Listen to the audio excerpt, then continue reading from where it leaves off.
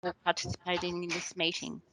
In the spirit of reconciliation, Soldier On acknowledges the traditional custodians of country throughout Australia and their connections to land, sea and community.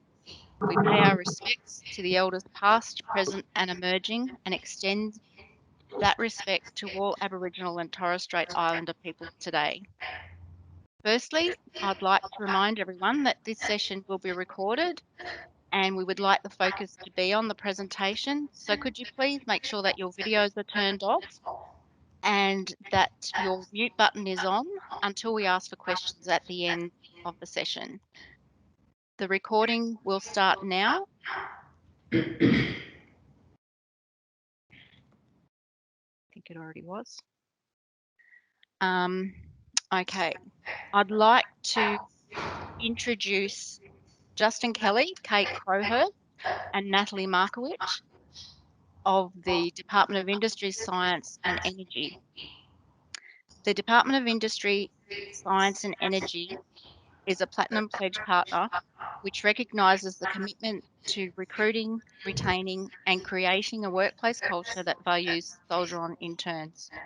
The pledge is a public commitment to veteran and family employment, veterans and their family employment.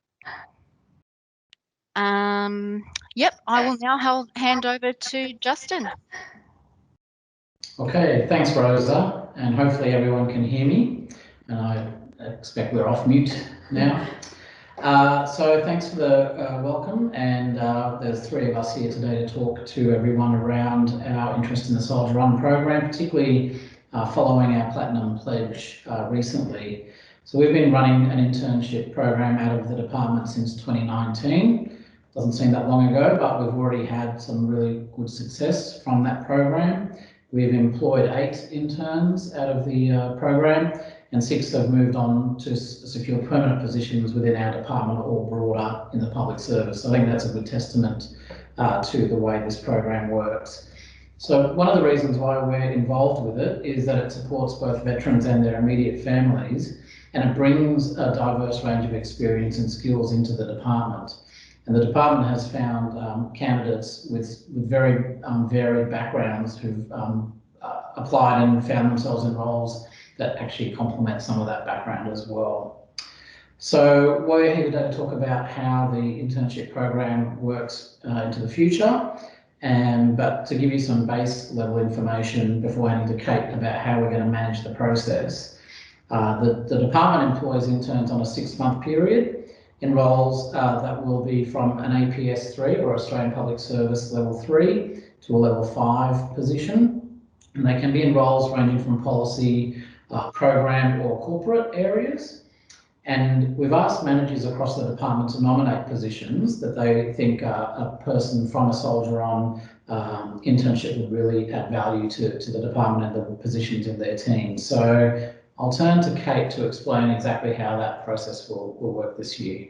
Absolutely. So interns are matched to positions depending on your experience, your skill level and your interest level as well. And the reason we do that is we want to make sure you're in a position that actually fits what you want out of the program and what you're looking for in terms of your employment interests as well. So as much as possible, we'll try and facilitate that matching process. So we do that by assessing your writing skills, how you work in group work, but also getting you in an interview so that we can get to know you better.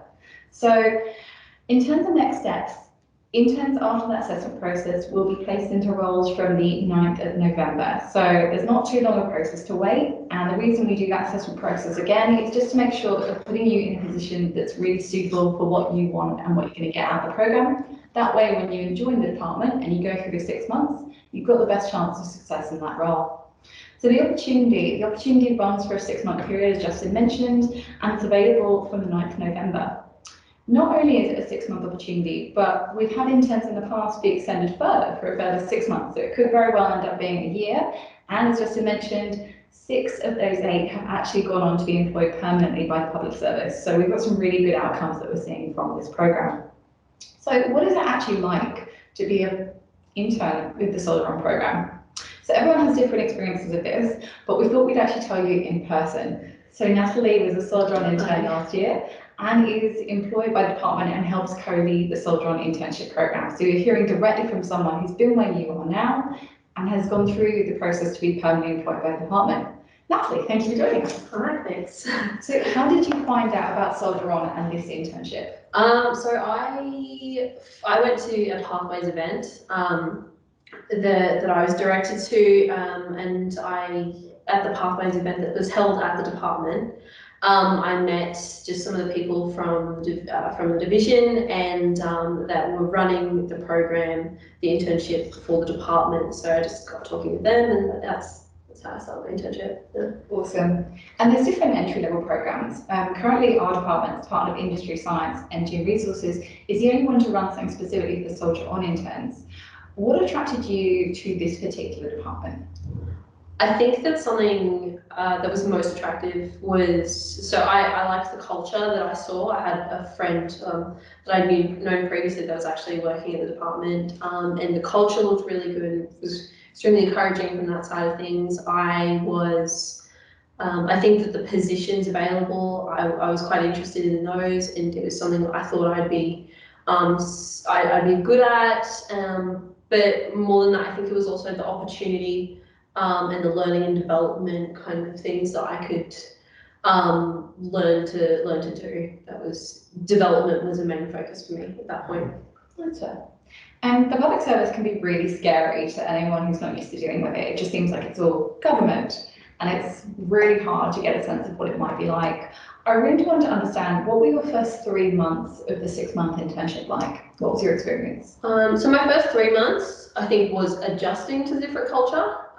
Certainly learning about just how the APS worked, how the department worked, how everyone, in my immediate circle worked, and there was a lot of initial training and stuff, and then just learning the role and working hard to be able to be as valued to the team as I hoped I was, really. I think that was pretty much my first 3 months. Well, you're pretty valued because you're now the co-leader. I hope so. I certainly hope so. And I want to ask, so one of the things that we really do want to stress is it's a 6-month opportunity. It can be extended further, but one of the key determinants as to whether or not you really want to stay is you do have to apply for jobs permanently. And that can be quite an intimidating process for someone who hasn't done it before. We only require a CV for this program, but for an APS job, there's a bit more to it than that. So I really want to hear from you. What was your experience like of applying for a permanent role with the department? So applying for a permanent role, I put in a lot of time towards perfecting my applications, like my pitches and my, I rejigged my CV for each different role to specifically target the criteria that they were searching for. And it was a lot of so my hiring manager, it was really supportive of me when going through that process, and there was a lot of proofreading and a lot of just a lot of fixing up. And I think that there was another point with development. I learned how to write a pitch pretty well, and then we did some interview practice as well, which was really good, and kind of sorting out my examples for how I would best suit different roles. And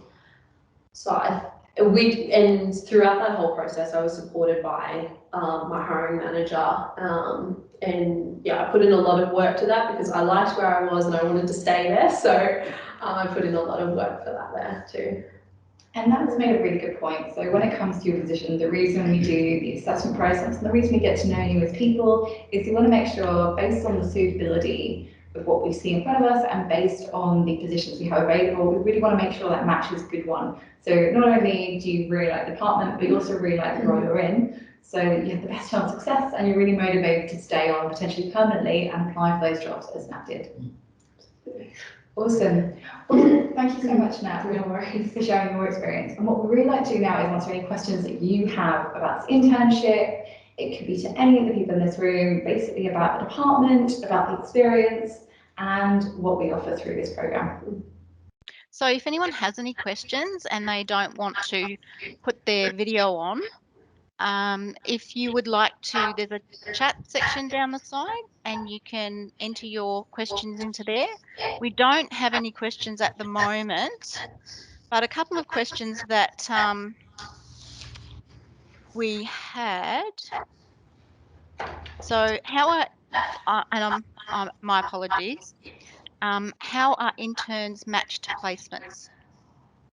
For sure. So the one thing we're looking at is how are you at writing? So one example of that is the previous placement that was offered was really heavy on policy. You need to be able to write briefs, you need to be really comfortable writing quickly on something you may not have intimate knowledge of, and writing something quickly and succinctly. If you're not as comfortable with writing, perhaps you might be better suited to a program role. Now, program roles, for example, could be across something like Oz Industry, where you're looking at grants. You're assessing the administration of grants. You could be helping facilitate or implement a program. So it's a lot more to do with process and how you follow process. There could be a third option across corporate. It could be something like ICT, HR. Is there a skill that you really want to get better at? Is there a natural way of being that makes you a really good fit for a particular position? That's what we want to see. So we look at your writing, we look at how you are in group scenarios, and we want to get to know you as people through that interview as well, where we can really hone in on what you're looking to get from this program. Great. I have got a couple of questions now. So I have a question from Callum.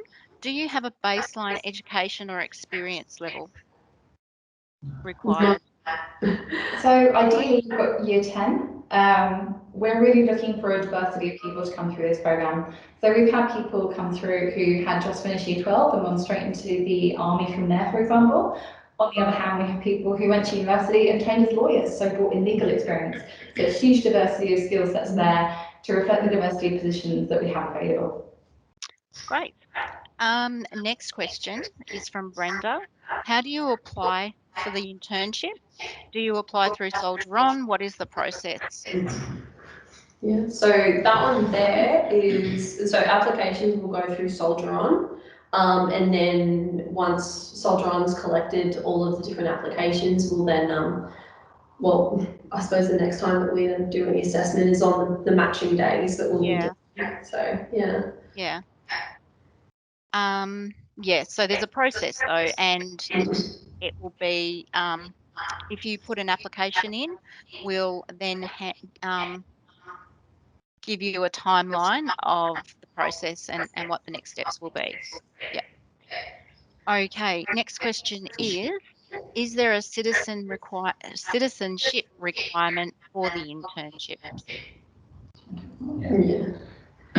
Yes, so to come into the department, you'll receive a baseline background check. We do work in a environment where staff do get clearances, protected clearances, so the citizenship issue is probably one that would need to consider on the application, but the answer is yes, Australian citizens, I think, are generally what we're looking for.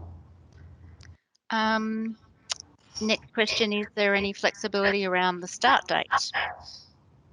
Yes. So I think what we'll do, if, for example, you can't start the week of the 9th, I think what we need to do in that instance is chat to you and go, okay, what's your flexibility like? And then chat to your supervisor as well. One of the key ways to think about this is we are the facilitator as a soldier on for this experience for you. One of your key relationships is going to be with the supervisor who you're going to see every day during those 6 months. And so it's really working out from both perspectives what works for you both, because we want to make sure that that's a good match and a good experience. Great. Next question. They're coming in thick and fast. So, is there an age limit? We've never come up against anything like that. So I'm going to go with no. Illegal. Just on that, there is, if you're at the younger, which I don't expect anyone in this call is, I think there is just a salary differentiation, which is in our enterprise agreement. There is no upper limit, however. Okay.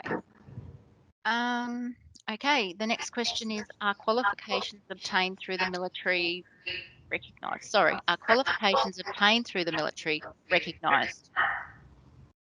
Do you mind just repeating that again?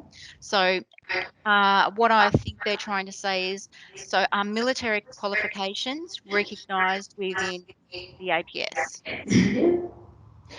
Well, I think different training courses, whatever background and skills and experience candidates would bring to the department, I think just like any other person looking to work in a government agency, you would feature those in your CV and try and draw the connections as to the relevance of the work in a public service context. But we absolutely would recognise those skills and training. I guess the question then becomes if there's a financial component for being certified in a particular area, and I think the answer to that is probably no, because we don't have the requirements for that sort of military training. But I hope the answer I've given gives some clarity that we do recognise the training in the background, but it's all part of the package. Yeah. So I think perhaps they may even be asking that question as you referred, that you referred to being, would they pay for the certificate? Would you pay for the certification? Which I think they'd need to get the certification themselves for the RPLs. Yeah, I mean, you have to look at each one kind of on an individual basis, but if the certification was a requirement of a role, then there's capacity in the department to support staff to do, you know, mandatory type training. I think you have to look at an individual level, but I don't know that some of the courses and training in a military context are ones that we would require. This is also really interesting as well, because we do have a study assistance program. We do. And again, same thing, it depends on the course you're doing as to how the department pays for it. So it needs to be really directly related to your role, but also really related to the work of the department. So what we'd probably say is it's worth a conversation with your supervisor. Yeah, that's maybe a case-by-case situation, perhaps. Exactly. Yeah. Okay, next question is there flexible working, are there flexible working options as this particular person has carer responsibilities and can only work part-time hours, or full-time if partial work from home is an option? I mean, I'm going to take that one again as well. Absolutely, the department is big on flexible working arrangements. Even before this push to work remotely, which we're all kind of in at the moment, there was, from a corporate perspective, a desire to give people that flexible working arrangements that suited the position and the team context. So those, again, are discussions to have with supervisors in your teams, because some teams might lend themselves to more flexibility than others. But the default position is, yes, flexible working arrangements are supported by the department, including part-time, working from home. Everything's, again, on a sort of case-by-case basis, but generally speaking, the answer is yes. Yeah. So going on that, the questions seem to have oh no, they haven't. Sorry, I have another one here. Are you able to speak a little bit about the different roles that are available for this round? Yeah, I can speak broadly on that. So we've got a huge flexibility. So for example, there could be one working as an administrative assistant. So roles may include looking through grant papers, assisting with booking in meetings and things. There's another one which has come through more on the policy side. And again, that's a real role for writers and people who love writing. And I say that because you're going to be doing a lot of it. And that's the thing. So that there's a variety coming through. Roles for both the department and for interns are open until the 25th of September. We have previously had interns in positions including the Centre for Defence Industry. Thank you. Very good. Thank you very much. So that's one really good connection as well, to recognise that we do have components within the department that are really strongly related to the Defence Forces. So that knowledge is really useful, both as interns coming in, but also for us. If you're bringing that experience in and that understanding, that's invaluable. So the one thing I would say as well is we do want to make sure this is something that's continuously available. So if you don't find your match, you don't find a role that you go, this is a match for me, we are opening this opportunity up again in like March, February. So it will be something we continue to do on a rolling basis. So if, for example, the citizenship question made you go, oh, damn, I'm not in the running, so I've still got a bit of time, we will open this up again. So yeah, please stay tuned. That's a great point too. Just referring back to the question where we were talking about flexible working options, One of the other questions that we had sitting there was, will you consider taking interns who work outside of Canberra? I'm happy to take that one again. I mean, the department does have a national footprint, so we are looking at exploring all the possibilities. I think for the time being, what we're trying to achieve here is quite Canberra-centric. I mean, that is where the core of the department's staff are. So I don't want to rule that out, but I would say that probably for the foreseeable next couple of rounds, we'll be kind of trying to bed this down within the Canberra-based office environment, of which there are quite a large number of opportunities, but I don't want to rule out ever saying no to a national, other than Canberra role. This is probably not something we've got the capacity to look at right now. It's very exciting for the future, though. Yeah. Yeah. That makes sense. Yeah, I think it all comes down to individual circumstance as well, or the supervisor. It comes down to if the supervisor's comfortable with that, and all that as well. No worries. So one of the other questions, how much is the pay? On everyone's minds, I guess. I can answer that. So I put this in there, so I will take full responsibility. It's really hard to translate what an APS 3 to an APS 5 level is. If you go to the APSC website, it's very wordy as well. I have got the figures in front of me. So an APS 3 role starts at $61,879. I'll repeat that again. An APS 3 role for our department starts at $61,879. And the top of the range of that is for an APS 5 role. And that ranges up until, so it's 76,385,000. I'll read that again, 76,385,000 for an APS 5 role. And that range is there, and I think it's really important to maybe unpack why there's a range there. So an APS 3 is a role where you may be doing more administrative heavy work. And the levels are there so that you can show your progression as you develop in your career. So for example, if you came in at an APS 3, with development, you might move to an APS 4, then you might move up to an APS 5. And that's the real intention, is that we're supporting you to grow and develop in your career while you're with the department. And just another note on that, that's the industry enterprise agreement, and every department in government has its own. So those figures are kind of unique to our industry department, and you might find slightly variations on that if you're looking at other departments, but that's what it looks like for industry.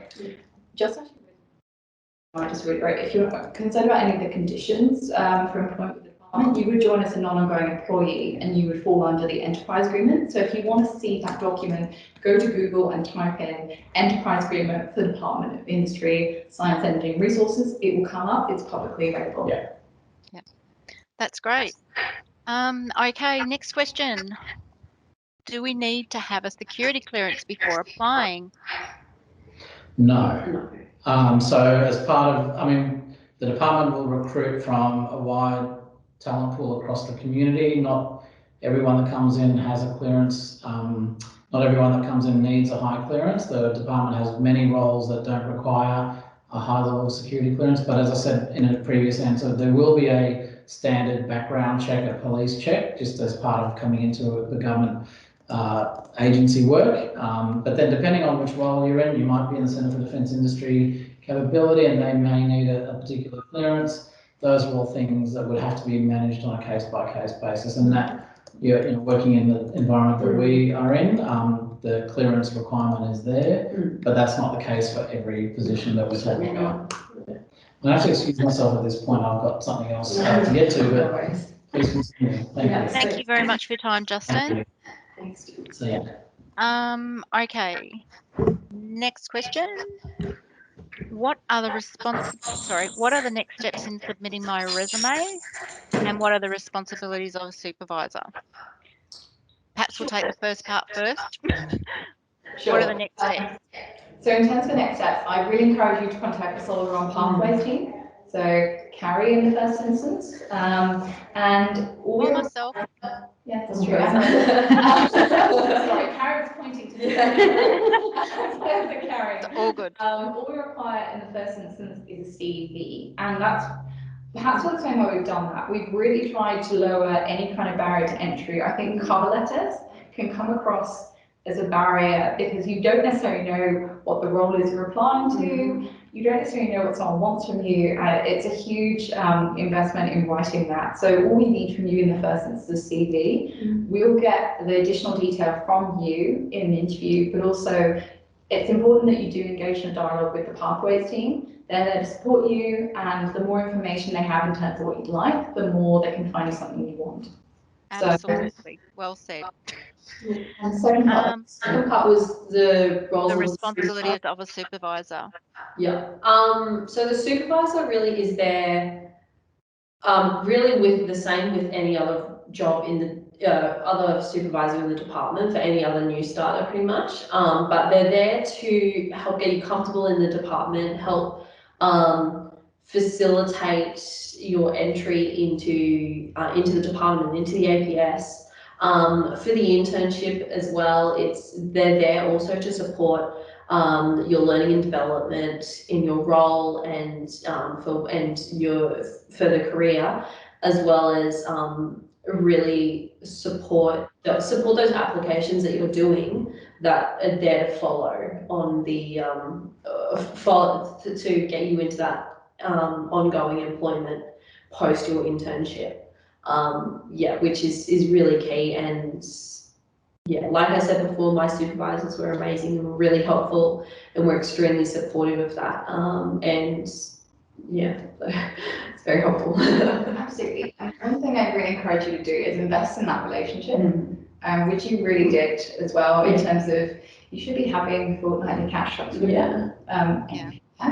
Put them in the diary. Because you really want to build that relationship with someone, because that's the person who's going to be there for highs and lows throughout the experience, hopefully more highs.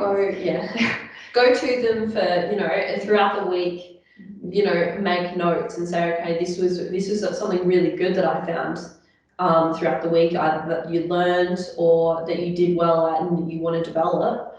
Well, and also note down maybe, this is where I need to develop more. So, and then that way, when you're going, when you are having those catch-ups, there's more substance to it. You've already thought of it, so you're not put on the spot of like, oh no, what happened this week? I've gone completely blank. I found that was extremely helpful for me, and I really invested in that relationship. It's a bit of a two-way process, isn't it? Absolutely. It has to be a conversation for you to get any benefit out of it. Yeah, 100%. Like I said before, you do have to put in and work hard as well. Yeah. Okay, next question. If you are selected for a specific role, is there the opportunity for exposure to other roles within the department?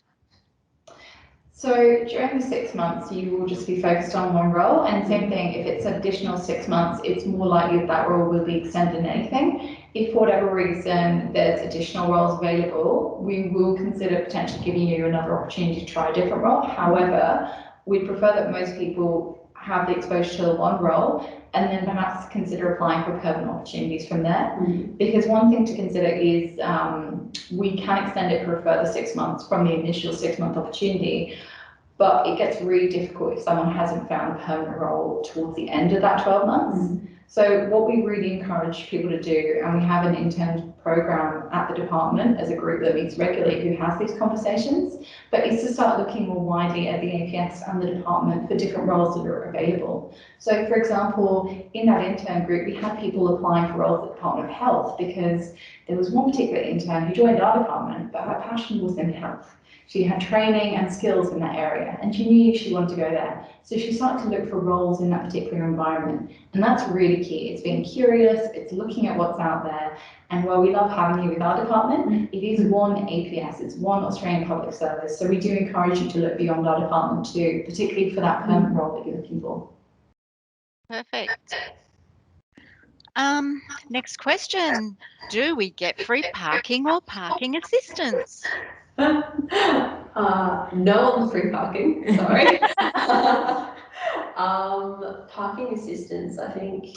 So if you qualify for assistance, for example, if you need a car park for special reasons, which are outlined to some extent in our enterprise agreement, but could include, for example, disability or something similar, we do have we do have something that recognises those requirements. For the most part though, for example, I'll take our Canberra office as the example. Both Canberra offices are located pretty close together. There is a whole car park available nearby where the majority of staff park. There are also public service options in terms of the bus and the tram that are also nearby. So that's something to consider. The Canberra office is located near the casino, so it's very central. Very, very handy. For both Northsiders and Southsiders for those in Canberra. Okay, next. Are identified position descriptions, sorry, I might read this before I actually say the question.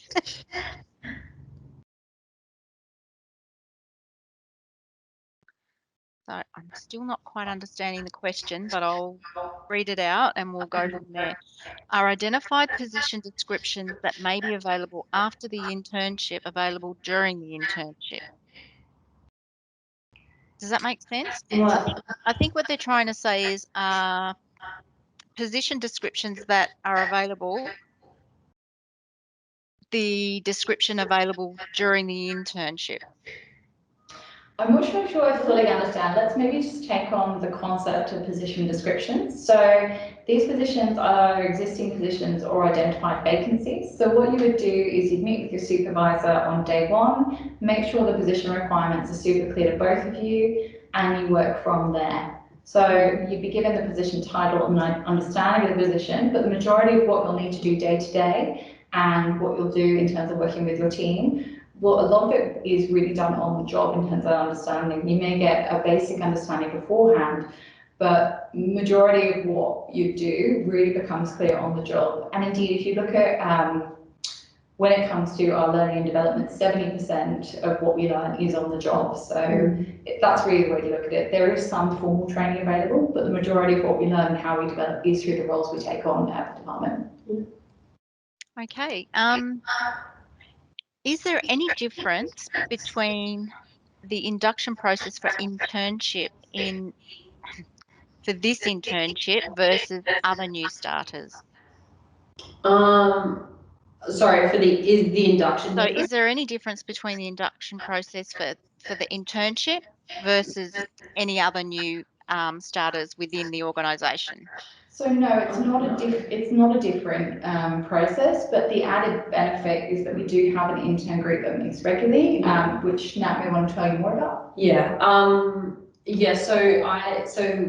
We've got, I suppose, a bit of an informal network of the interns, and with our new process and program growing, this network will include previous interns as well as current interns, and that is just designed to keep everyone in touch. So for induction wise, whenever everyone starts theoretically around the same time, we can then get everyone, I suppose, in the same room and do meet and greet. That way you've got that cohort, for lack of a better word. Camaraderie. Yeah, the camaraderie, you've got your peers, and that way I suppose you can all meet people that are in similar situations as yourself.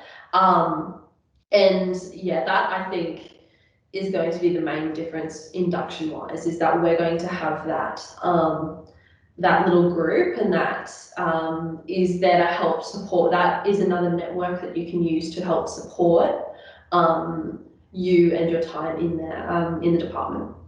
Yeah. And you kind of found as well, the interns are one of your greatest, as in the other interns, are one of your greatest resources in terms of support. So did you find as well when you were all applying for jobs around about the same time? Yeah, I found that was really helpful.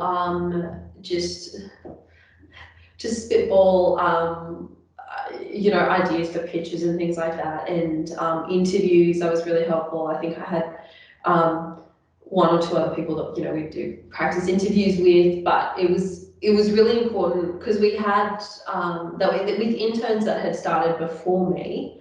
So one of my friends was one of those interns, and it was really nice to be able to talk to someone that had been in this department before me. That way I could ask those stupid questions and without fear. Yeah, exactly. It's like just no judgment because we've all been there, and so I think that having that cohort there was definitely really, really great for just being a new starter in the department. Great. I think there's one last question at this stage. So somebody has applied previously, but did not hear anything back. With regards to the outcome, what is the chance for someone with no experience getting a position? Okay, so I think I'll just focus on the first part of your question. So we look at your CV and we take it from there, but I encourage you to talk to the pathways officers as well in the first instance, particularly if the experience is a concern. We did have some people apply when we had a less structured internship over COVID. Now, for fairly reasons which may be evident, it was very difficult to onboard people during COVID and find people placements. So we used to have a different model where placements weren't immediately available, interns were made available, and we try and find placements. We have changed the model so that the placements are available at the same time the interns are, which facilitates a bit more of a better matching process. And it also gives you more options in terms of different positions that are available across the department. So I would say that you should definitely be talking to your pathways officers, particularly if you've been prompted to attend today to get a bit more information. But we are now running a really structured process that is more sustainable over time and gives you the options in terms of which placements you'd be best suited to, rather than matching you to just any available placement. Absolutely, which makes sense. They are all the questions that we have at the moment. Let me just see if there's another question that would suit most people. Run through next steps potentially, because I'm sure most people are thinking about that. So once applications close, and they do close, we have to have a cutoff for this process. So you do need to make sure that's written down somewhere. So applications must get to Soldier on Pathways officers by close of business on Friday, the 25th September, because we will then start the matching process. So again, that's close of business on Friday, 25th September. We then undertake the matching process that we outlined earlier to match applicants to the best placements available for their skills, their experience, and their interests. We will then make offers to candidates for any roles from the 19th of October, and roles will commence from the 9th of November onwards. So again, 25th September is a really important date because we do need to stick to it in order to have a structured process. So if you haven't already, make sure you write that down. And indeed, if you haven't reached out to Carrie or Rosa or any of the pathway staff, make sure you're reaching out to have those conversations as soon as possible. Great.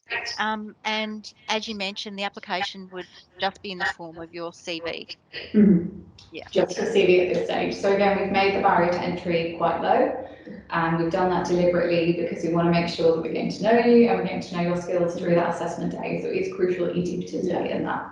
Yeah, because the idea of this is we're going for suitability rather than funneling everyone through and excluding people. We're trying to make it as inclusive as possible. That's great. Thank you very much for your time today. Soldier on, and the Pathways team very much appreciate everything that you're doing to assist us. And especially as you are Platinum Pledge partners. We appreciate all of your help and assistance. If anyone has any questions following on from this session, feel free to funnel them through us and we can pass them on to Kate and Natalie. If there's nothing else, does anybody have anything else they would like to ask? It's gone very quiet. I can hear crickets. Thank you, everybody, for attending. No worries. Thank you very much, everyone. And I think I'll close that off now.